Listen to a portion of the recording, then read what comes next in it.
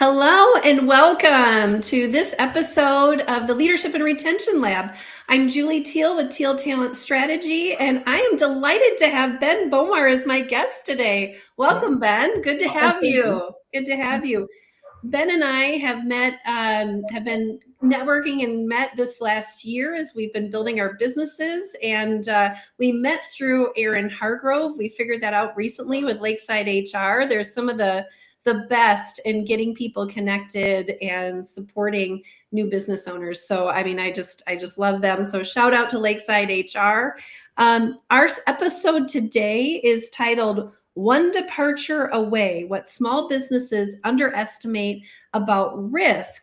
And the agenda today, the types of things we'll be covering if you're tuning in. Welcome to those of you that are with us live, and hello to those that are going to watch the video later. Either's fine. But what we're going to be discussing today is why small businesses are often more vulnerable than they realize when one person leaves and the impact on that, what actually walks out the door when someone leaves, how documentation and people support reduce risk before a crisis, and what owners can do now. So we've always got actions in this show, what you can do now to avoid reactive decisions later. So I'd love, Ben, for you to, as we get started and jump in and people are joining us, talk a little bit about what Lithyus is and kind of your what got you into this topic area and building a business around it. Let's just start there, and then we'll jump into the content. Perfect. Well, thank you for that. And it is fun to be here. I founded Lithyus in 2021. In my career, I had seen how disruptive it was when key individuals left the team, and suddenly you're kind of standing there with customer demands and colleagues are expecting things of you, and you just miss everything that they knew, and you knew you never would know it all, but now it's gone. And so we are now in the business of celebrating and preserving that institutional knowledge so that it can inform succession, development, and onboarding materials, and really live and learn from the legacy of the business.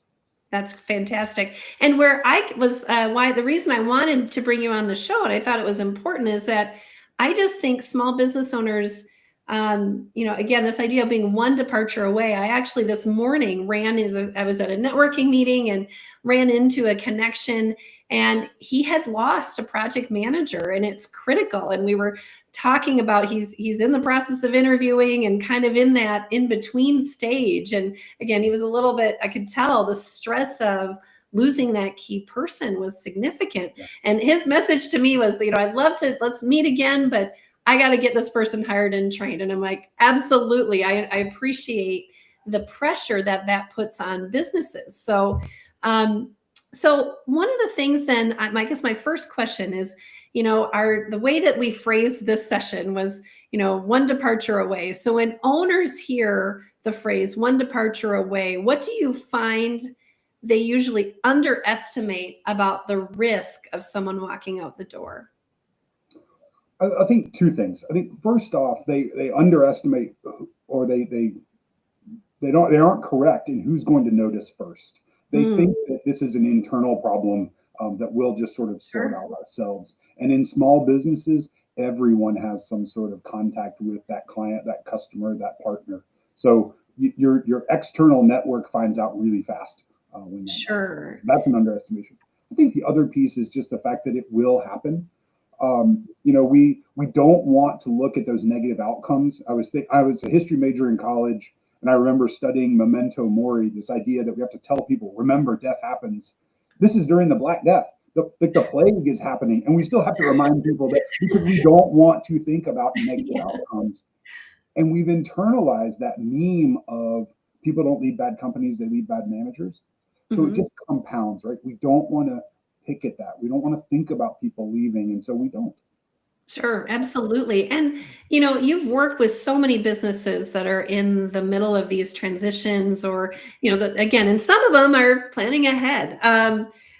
In your experience, are there early signs that a business might be more exposed than the owner realizes, even if things are running fine day to day? I guess, what's a sign? Or I think I love the simple answers. The simplest one is how impactful it is. How impactful is it when one or everyone goes on vacation, right? How bad is it Sure. thinking not Okay. on vacation? Because when you notice your business slows while X person is on vacation, or you realize how much work is on your plate when you return, that's a good Sure. sign that you're a linchpin or they are a linchpin person.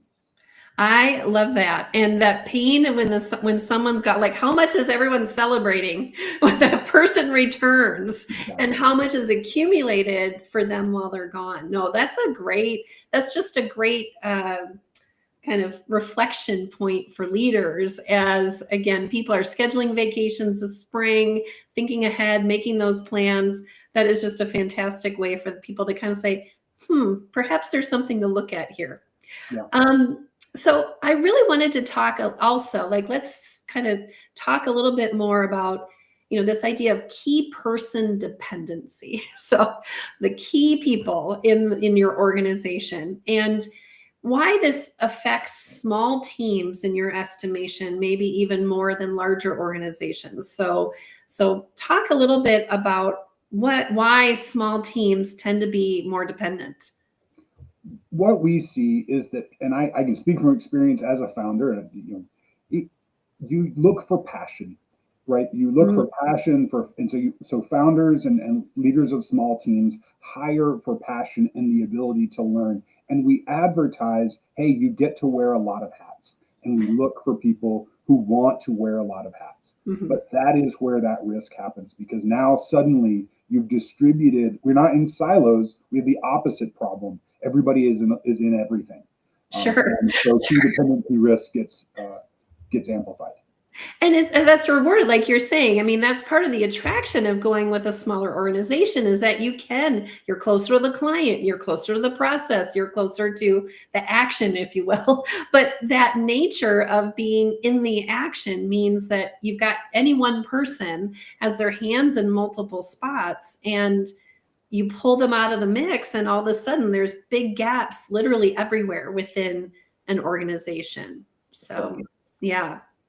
So this idea of, so small organizations are hiring scrappy generalists, right? that are jumping in and doing the things. So so when they're hiring scrappy generalists, why does it? Um, okay, we've talked a little bit about why they do that, but how then do you start to help owners recognize when maybe a few of their scrappy generalists are becoming these key dependency people? Like how do you start, because again, the owner's got to love the fact this person is ready to help, has all the knowledge, jumping in. That's, in some ways, owners are looking for that. That's what they need to get out of the day to day and really lead the business. They need people that are in this role. So if you just talk a little bit about helping owners kind of look at that a little bit through the lens of risk, I guess. Yeah. So Yeah, so we're at a perfect time of year. As we record this, it's the beginning of the year. Most people beginning of fiscal. There's probably a lot of year-end work or year beginning work, maybe some talent reviews.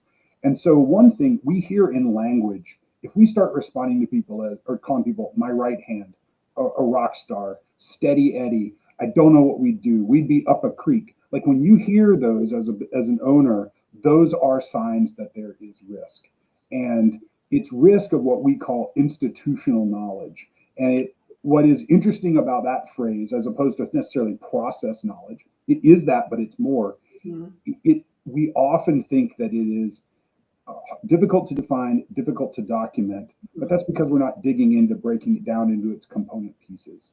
So I think when an owner hears those phrases or thinks, "Oh, I don't know how to describe it, but I know I miss it when it's gone," that is that moment of recognition that there's risk. Sure. So it's important that owners are taking the time to think about this. I mean, again, I just think from an owner's standpoint, again, everything's coming at you all the time. You're often in the middle of the key client work, the key deliverables, the business development processes.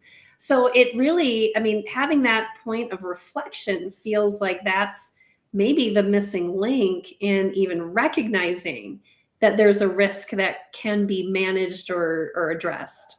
And thinking about it as an asset, which it is for your business. Because if someone told you that, if you told a manufacturer that you're not going to have access to steel in 2 years, you'd start putting a plan in place. If someone told a professional services organization, you're not going to have access to Zoom or Teams or whatever system, you'd start putting a process in place. Sure. And these people are essential.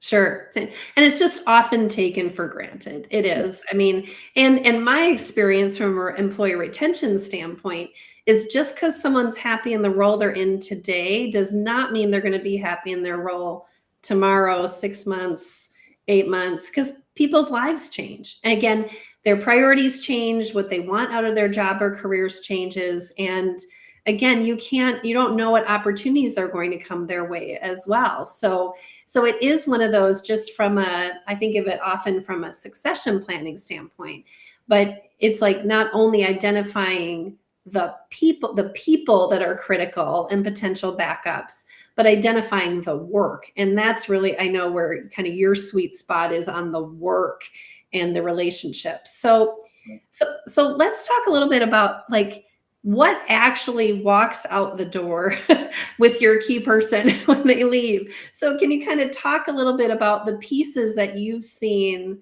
that companies just lose as people make those transitions? Yeah, we call it institutional knowledge. It's process knowledge. It's lived and learned experience, and it's their network of people and how they work with others, right? It is this amalgam of that. And Sure. a simpler version that we often, when we help people break it down, is talking about knowing, doing, and being. What does the employee know? What are they expert at doing? And who are they? What's their being that they bring? And when we ask leaders to talk about their favorite people and the most impactful people on their team, when you talk about knowing, doing, and being, it can be a real eye opener, and they're able to articulate that value using that framework. I love that framework. I mean, it's like I've had the experience in leading teams where someone leaves and you're not only losing what they know and their relationships, but they were that kind of that social center of the team. There's always someone that is. I mean, and handling that gap, even that emotional gap, kind of after the fact, where that person was the one that got people together to celebrate, or was the one that made sure the team meetings happened, or is checking in on people. I mean, even those, to your point, the personal characteristics of that person can also leave a gap if you're not thinking it through and identifying it ahead of time. So what I wanted to be sure to talk about is, as we were preparing and talking this through, a lot of it is, unfortunately, a lot of times where this becomes an issue is after someone's put in their notice, and there's kind of that, oh no moment. And, I'm sure leaders reach out to you and are like, oh, I need you to help us make sure that we're prepared for this transition. But the point you made with me, which I think really needs to be hammered home here, is the idea of this is best done before that person is gone, just as a risk management and process management process. So can you talk a little bit about the difference you see between after the fact versus doing it beforehand, and kind of how you handle the conversations? Because I don't know, I'm sure it's a little awkward to go to someone and be like, you're so awesome, we want to document everything you do, right? I mean, I just want to hear a little bit about how you handle those conversations when you do go in and do it from more of a anticipatory, proactive standpoint. Yeah. Well, and we know we have to meet people where they're at, but I would say our preferred avenue is that proactive way. The phrase we say is celebrate, retain, and share. So the best part of our team's work is that when we meet with a key person, we get to say, the only reason I'm talking to you is because your boss thinks you're awesome. Now you are the best practice for your organization. Let's get that documented so other people can be like you. And Sure. that is a celebratory, that lowers defenses. Why is my boss asking me how work gets done? It really is that celebratory process that is going to free them up to take on new opportunities within the organization, et cetera. The difference is when someone has turned in their notice, even if it's for great reasons, elder care, child care, moving across the country, offer you can't refuse. This almost, I think I described it as wistful tone, right? It's the woulda, coulda, shoulda. I always thought I know I should have done this differently, or I wish I'd gotten support from the boss. We still are able to capture interesting and helpful information, but in almost all cases, we ditch the audio because that tone of regret when someone has left and their boss suddenly realizes how important they are, it just is, it's infused into their discussion. I'm sure. Oh yeah, I'm totally sure. And well, and that one of the things that has always made me really sad is we often don't tell people their impact and how important they are until they've put in their notice. And in fact, that's something as I've worked on the side of recruiting someone away, I often make sure to check in after they give notice because lots of times everyone comes forward when someone's leaving and, oh, you're amazing and you're the key to this and what are we going to do without you? And all of a sudden you're like, well, maybe I shouldn't leave, right? Sometimes that makes it harder for the person to disconnect because there's so much outpouring often when someone leaves. So, which is again unfortunate because it's after the fact. So, like, and here's just a thought I had as we were talking about this. So, when someone leaves, what's the hardest thing for teams to recreate, even if they have the documentation? So, are there some intangibles that you've found you have to be a little creative on how you capture about that person? That's a good question. I think there's two places where I'd say one is there's the daisy chain of processes. Small businesses are often built with various, it's not like we don't all launch with SAP consolidated business systems. We have one for this, we have a system for that, we have a system. These key people are the ones who can daisy chain it all together. And so while training might exist for each individual software packet or package, it's how they're used in concert that is difficult or different and difficult to document and often missed afterwards. I think the other piece to your question is the habits and the ways of working and recognizing that who is going to step in the future is going to be compared to the predecessor, right? Sure. Yeah. I grew up going to church, and you have a pastoral transition, and if you went from good preacher to good preacher, the comparison was just constant, right? But if you went from good preacher to good bedside manner, counseling, then it's like, I see the differences in their so understanding their approaches helps everyone move through transition better. Well, and as you've been kind of sharing about these different lenses on how do you capture it and what's the person doing that's leaving and this idea of capturing best practices, I would even think this process would be especially helpful for companies that are anticipating significant growth. Because to your point, if you can capture kind of the secret sauce of that salesperson before you bring in new salespeople, or capture that secret sauce of the client engagement and the client support that someone gives before you add more client support, it feels like there's a case to be made that this type of review is not only great for managing risk, but for accelerating growth, really, ultimately. That's right. And as much as it these are very real risks of these key people leaving the organization and their institutional knowledge leaving, the benefits from a productivity standpoint, it's the ability to scale those practices that you're giving yourself, right? We have Gretchen over here. Gretchen knows how to do this X, Y, and Z so well. I want 15 more. And in my new facility that I'm building, I have to hire people who are going to do that. So it celebrates Gretchen, but it gives other people that edge. And so you're right. It creates process efficiency and effectiveness at scale. And honestly, it creates mentorship at scale because now lessons can be dripped out to everybody in the team. I love that. I love that. And I want to do a quick shout out. So Seth Eckert, hello, glad you're tuned in today. He has a question. So here is Seth's question. So what would happen to a small company if it were to lose multiple individuals that all wear many hats? So we've been talking a little bit, Seth, this is a great question because we've been talking about losing one person, Right. But the reality is sometimes this happens in groups, especially in a small business because of the relationships. If one person leaves, sometimes there's other people that are also planning to make the move as well. So I think this is a great point, Seth. So thank you. And Ben, I'm interested in your reaction to that question.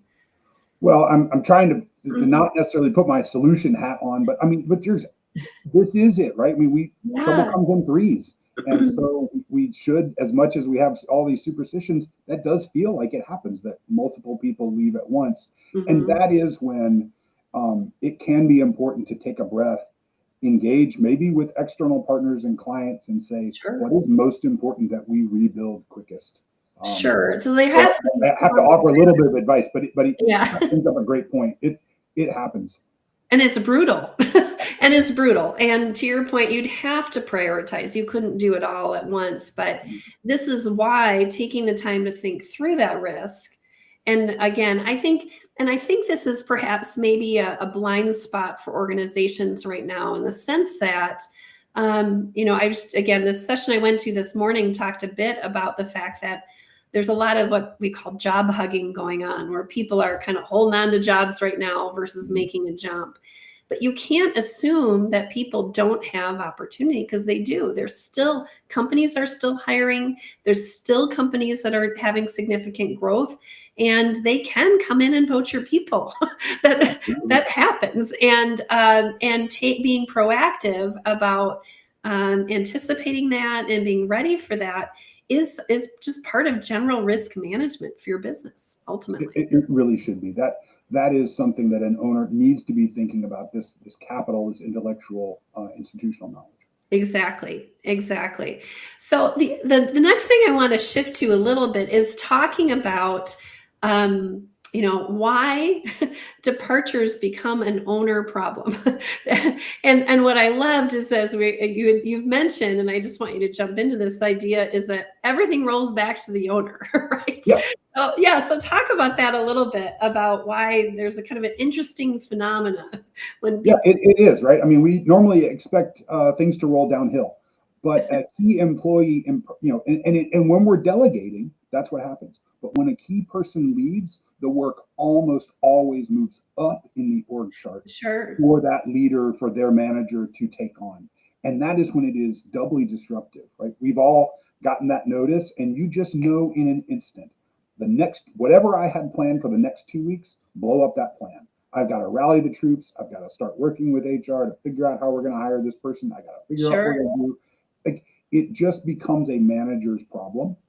And owners, and in a small team, that's often the owner. And so recognizing that an investment now in time and documentation celebration pays off for yourself. Future you will thank you. Yes, right? Exactly. No, that visual of normally things can be delegated down, but key employee work almost always goes up. And as I'm thinking about situations I've been in, I've seen that over and over again. And to your point, kind of the reaction is always like, okay, stop all my plans, pivot, and address these issues as they come up. And so what are there additional hidden costs that you think owners experience when they absorb that work themselves instead of maybe addressing the root issues? I mean, so that jumping in and jumping into the work, are there other, I guess, trade-offs or things like that? I think what we see consistently is, and I won't say that necessarily owner, but we see there's the inability to work on things that are in the pipeline. So from a revenue standpoint, are you missing out on RFPs? Are you missing out on opportunities? Is that follow-up delayed?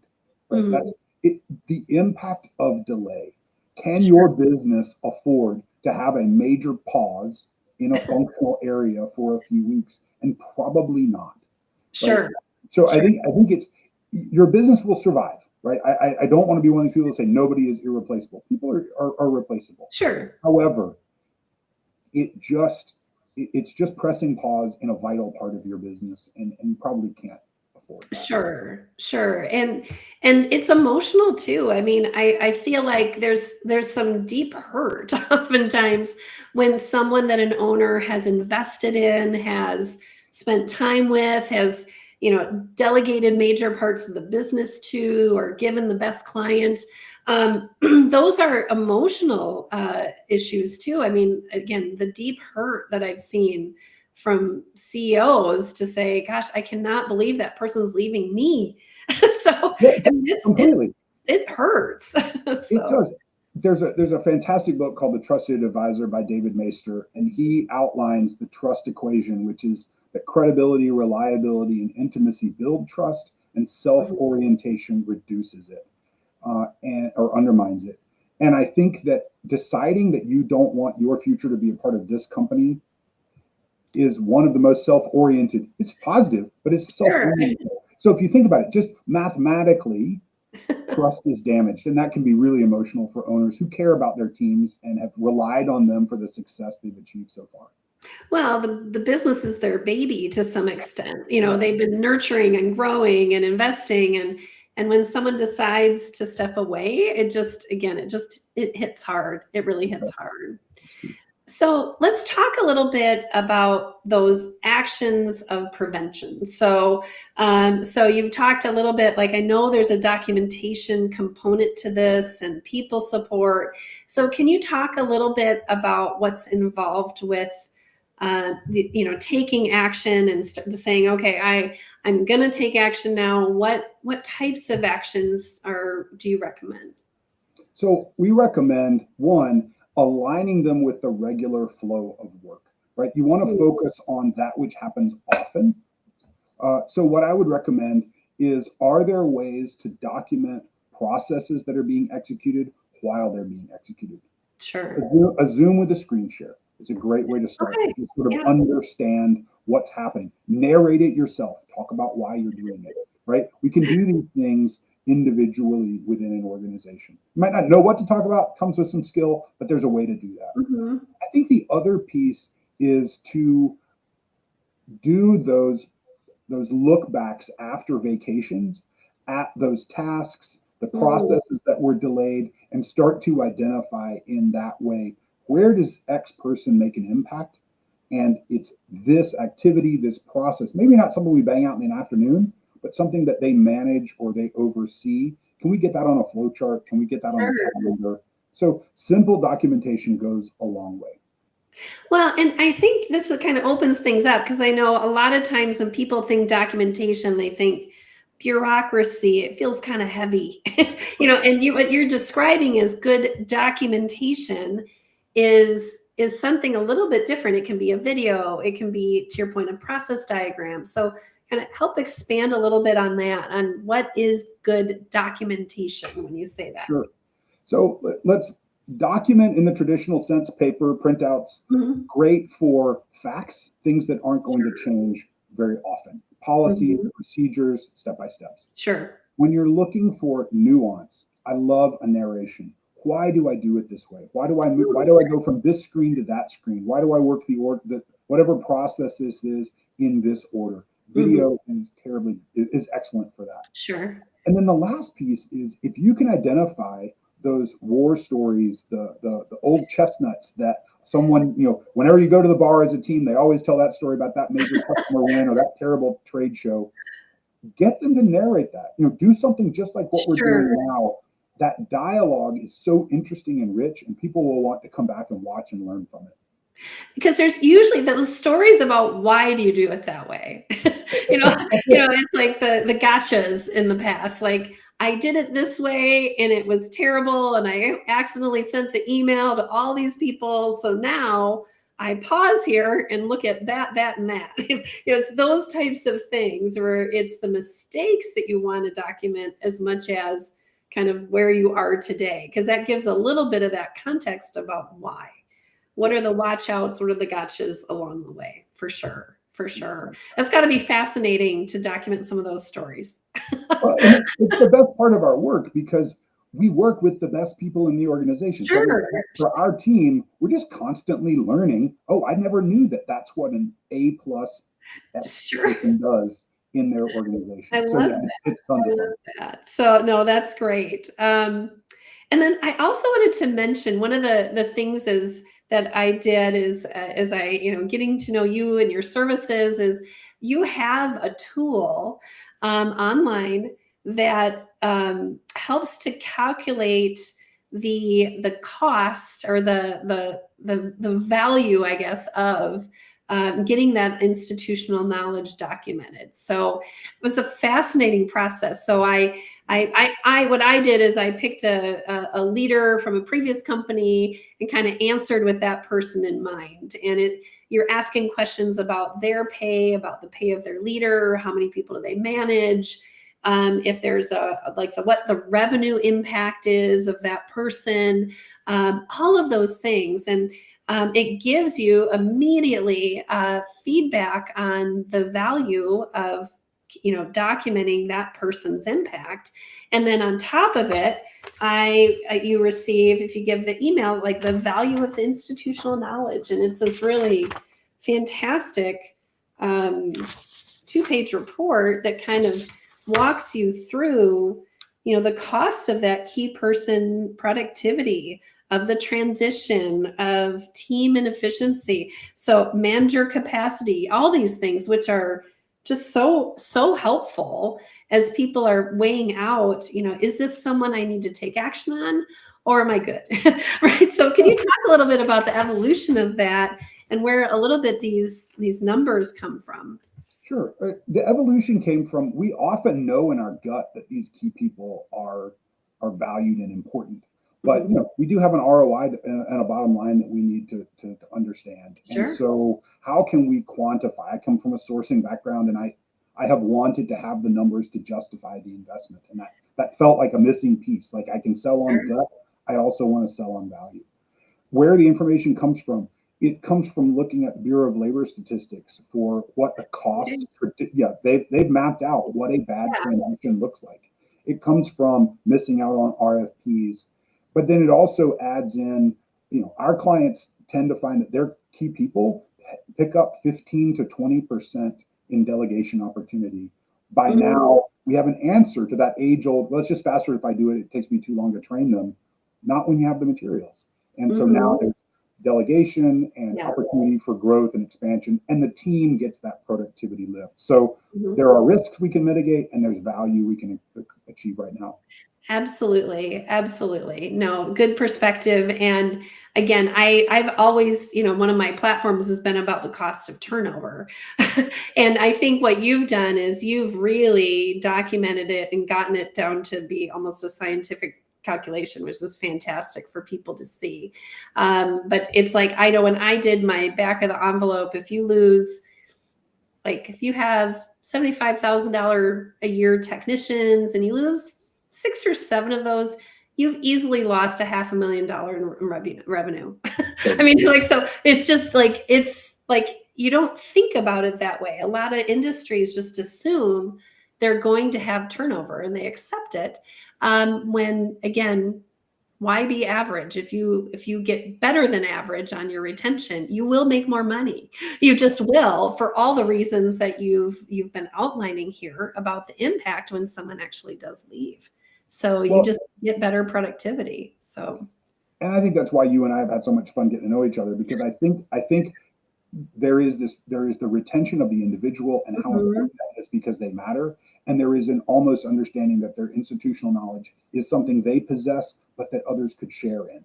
And I love that partnership that we absolutely. You're looking at the same problem through different lenses, which is great. And I want to also just shout out to Seth. His comment was, some owners still have the mindset that, quote, you're lucky to have a job, end quote. And I think that is fairly pervasive, especially in today's market. Seth, I think you're absolutely spot on. There are a lot of owners that look at it that way. And I guess, Ben, if an owner is thinking, I'll deal with this later, what would you want them to understand about that trade-off? I think I would invite them to consider what we call the knowledge exodus. So much of transition is framed in the language of the person who's leaving. It's a retirement, it's a resignation, it's a life event, it's whatever. But the fact is that knowledge is leaving. And 100% of the time, every employee will eventually log off for the last time.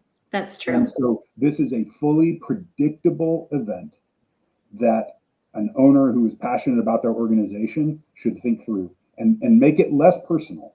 But Sure. instead say, this is a guaranteed fact that this knowledge will be leaving us and we can take action or not. Exactly. I love that. That's kind of like your mic drop. That is. That's awesome. So I guess as we, kind of start to come to a close here, I guess, I am, my takeaways, the best time to do this work is when someone's hitting their stride, being celebrated and growing, not when they're halfway out the door. I mean, it's like doing it now is the time. And because to your point, change is inevitable, and it's change now, change later. You don't always have the choice, and managing that change and getting ready for that change is critical. So if people want to learn more about your work, Ben, and how to work with you and how to get a hold of you, I guess if you can speak to that a little bit. So especially for small businesses, this show is targeted for companies that are, more on the smaller, emerging, growing company side. So how would you encourage them to engage with you? Well, one, I'd love to get connected. I mean, we're on LinkedIn here today. So connecting with me, following Lithyus, Lithyus on LinkedIn. Those do open invites. Also visiting our website, lithyus.com. We also have a YouTube channel where we have some past webinars that we have up there. And so if you want to get a sense of how we teach and how we train, that's a good way to get to know us. And then in terms of how people can work with us, in addition to the key person risk profile, we have a new tool on our website that's an organizational profile where people can sort of diagnose what kind of a persona is their company when it comes to working and understanding institutional knowledge. And then it lays out for each of those personas how we can add value step by step. And that's again, 1 minute, and you've got a plan in place. Fantastic. Great resources. So definitely encourage anyone that's now thinking about this a little bit differently to reach out to you. The side of it where I can help is with Thiel Talent Strategy. I have a new offering, which is HR Essentials, and it is a subscription service that gets HR off the plate of business owners. And if there's anything that takes up so much time for business leaders, it's people issues. And so providing experienced advice and support for those types of issues that weigh heavily, that's really where I step in, is to free up the time so that owners not only can focus on building their business, but they can actually reflect a bit on their risk and take those actions to work with you, Ben, to manage it. So it's a nice pairing as well. So reach out to me on LinkedIn or julie@thieltalentstrategy.com, and love to have the conversation to free up your time so you can better manage your risk. So with that, I guess any final takeaways, Ben, that you'd like anyone watching to be thinking about as they think about? Well, one, thank you to you for the opportunity, but for everybody else, I think about it. Hopefully, one person has come to mind today that matters, that has that institutional knowledge. Go say thanks. I thought about you. Julie and Ben were talking about who's amazing in our business. Sure. Go talk to that person and let them know they came to mind. That's the first step, is just celebrating. Sure. I love that. Yes. Say thank you to someone today. That if there's any takeaway, go do that. So no, and Ben, thank you. You've been just a great partner. We've been, passing network contacts to each other, and I'm sure it's just a matter of time before we have a chance to work on a client project together. So Ben, thank you so much. And thank you to everyone watching today. We have done 2 shows in a row, so we're going to take 2 weeks off. So we do 2 a month. So we will jump back in February. And again, this series will continue to invite, great expertise like Ben to come and share with business owners on how they can better handle HR and people issues that are on their minds. So thank you, Ben, and thank you to the audience. And we'll talk again soon. Thank you.